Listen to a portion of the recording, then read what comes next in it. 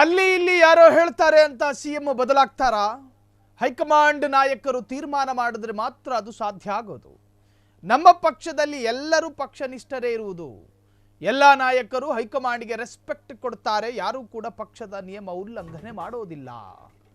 ಅಲ್ಲಿ ಇಲ್ಲಿ ಯಾರೋ ಹೇಳ್ತಾರೆ ಅಂತ ಹೇಳಿ ರಾಜ್ಯದ ಸಿಎಂ ಅನ್ನ ಬದಲಾವಣೆ ಮಾಡೋದಕ್ಕೆ ಸಾಧ್ಯನಾ? ಹೈಕಮಾಂಡ್ ನಾಯಕರು ತೀರ್ಮಾನ ತೆಗೆದುಕೊಳ್ತಾರೆ. ನಮ್ಮ ಪಕ್ಷದಲ್ಲಿ ಎಲ್ಲರೂ ಪಕ್ಷನಿಷ್ಠರೇ ಇರುವುದು. ಎಲ್ಲ ನಾಯಕರು ಹೈಕಮಾಂಡ್ಗೆ ರೆಸ್ಪೆಕ್ಟ್ ಕೊಡ್ತಾರೆ, ಗೌರವ ಕೊಡ್ತಾರೆ. ಯಾರು ಕೂಡ ಪಕ್ಷದ ನಿಯಮ ಉಲ್ಲಂಘನೆಯನ್ನ ಮಾಡೋದಿಲ್ಲ.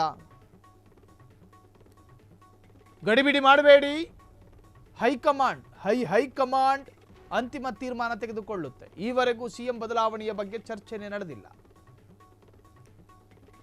ಸಿಎಂ ಬದಲಾವಣೆ ಚರ್ಚೆಗೆ ಸಿಎಂ ಸ್ಪಷ್ಟನೆಯನ್ನು ಕೊಟ್ಟಿದ್ದಾರೆ. ಅಲ್ಯಾರೋ ಹಂಗಂದ್ರು, ಇಲ್ಯಾರೋ ಹಿಂಗಂದ್ರು ಅಂತೇಳಿ ಸಿಎಂ ಬದಲಾವಣೆ ಮಾಡೋದಕ್ಕಾಗುತ್ತೇನ್ರಿ? ಹೈಕಮಾಂಡ್ ತೀರ್ಮಾನ ತೆಗೆದುಕೊಳ್ಬೇಕಲ್ಲ. ಸತೀಶ್ ಜಾರಕಿಹೊಳಿ, HC ಮಹದೇವಪ್ಪ, ಮಧು ಬಂಗಾರಪ್ಪ, ಕೃಷ್ಣ ಭೈರೇಗೌಡರು ಎಲ್ಲರೂ ಹೇಳಿದ್ರು, ಒಂದು ವೇಳೆ ಹೈಕಮಾಂಡ್ ನಿರ್ಧಾರ ನೀವೆಲ್ಲರೂ ಪಕ್ಷ ತ್ಯಾಗ ಮಾಡೋದಕ್ಕೆ ಸಿದ್ಧರಿದ್ದೀರಾ ಅಂತ ಕೇಳಿದ್ರೆ ಹೌದು, ವಿ ಆರ್ ರೆಡಿ ಟು ಪಕ್ಷ ತ್ಯಾಗ.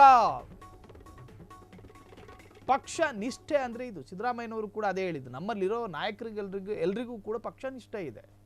ಪಕ್ಷ ಹೇಳಿದಂತೆ ಕೇಳುವ ನಾಯಕರಿದ್ದಾರೆ, ಶಿರಸ ವಹಿಸಿ ಪಾಲಿಸುವ ನಾಯಕರಿದ್ದಾರೆ ನಮ್ಮಲ್ಲಿ. ಹೈಕಮಾಂಡ್ ನಾಯಕರು ಹೇಳಿದ ಮಾತಿಗೆ ಸಮ್ಮತಿಸುವ ಮತ್ತು ಒಪ್ಪುವ ಮನಸ್ಸಿರುವ ನಾಯಕರು ನಮ್ಮಲ್ಲಿದ್ದಾರೆ.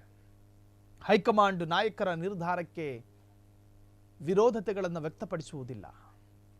ಸುಖಾಸುಮ್ಮನೆಯೂ ಕೂಡ ಹೈಕಮಾಂಡ್ ನಾಯಕರು ಹಂಗೆ ಸೂಚನೆ ಕೊಡೋದಿಲ್ಲ. ಒಂದು ರಾಜಕಾರಣಿಯ ಲೆಕ್ಕಾಚಾರವನ್ನು ಹಾಕದ ಹೊರತು ಸುಖಾಸುಮ್ಮನೆ ಇಂಥವರ ವಿರುದ್ಧ ಬೆರಳು ತೋರಿಸಿ ಕುಹಕ ಆಡೋದಿಲ್ಲ ನಮ್ಮ ಹೈಕಮಾಂಡ್. ರಾಜಕಾರಣಕ್ಕೆ ಬದಲಾವಣೆ ಅನಿವಾರ್ಯ ಅನ್ನಿಸಿದಾಗ ಹೈಕಮಾಂಡ್ ನಾಯಕರು ಆ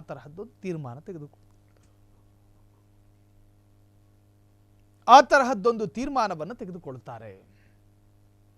ಅಲ್ಲಿ ಯಾರೋ ಹೇಳಿದ್ರು, ಎಲ್ಲೋ ರಾಜಕೀಯ ಪಡಸಾಲೆಯಲ್ಲಿ ಚರ್ಚೆ ಆಗ್ತಾ ಇದೆ, ಸಿಎಂ ಬದಲಾಗೋದು ನಿಜಾನ ಅಂತ ಹೇಳಿ ಚರ್ಚೆ ಆಗ್ತಾ ಇದೆ ಅಂತ ಮಾತಾಡಿದ ಕೂಡಲೇ ರಾಜ್ಯದ ಸಿಎಂ ರಾಜೀನಾಮೆ ಕೊಡಬೇಕಾ?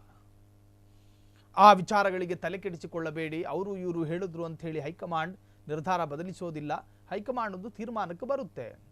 ಈವರೆಗೂ ಸಿಎಂ ಬದಲಾವಣೆಯ ಬಗ್ಗೆ ಚರ್ಚೆನೇ ನಡೆದಿಲ್ಲ ಅಂತ ಹೇಳಿ ಸಿಎಂ ಸಿದ್ದರಾಮಯ್ಯ ಆ ವಿಚಾರಕ್ಕೆ ಸ್ಪಷ್ಟನೆಯನ್ನು ಕೊಟ್ಟಿದ್ದಾರೆ.